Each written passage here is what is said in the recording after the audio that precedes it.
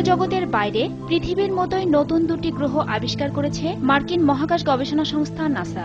আকার অবস্থানের দিক থেকে পৃথিবীর সঙ্গে এ দুটি গ্রহের অনেক সাদৃশ্য রয়েছে। পৃথিবী থেকে অন্তত 1200 আলোকবর্ষ দূরে অবস্থিত গ্রহ দুটি সম্প্রতি নাসার অত্যাধুনিক টেলিস্কোপ কেপলারের চোখে ধরা পড়ে। এদের নাম দেওয়া হয়েছে কেপলার 62e এবং কেপলার 62f।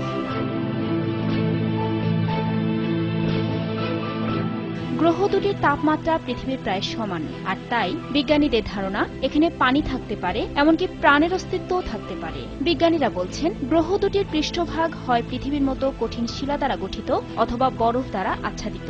একই সঙ্গে কোনো কোনো স্থানে বৃহস্পতি ও নেপচুনের মতো গ্যাসের তৈরি আবরণও পাওয়া গেছে বলে জানান তারা।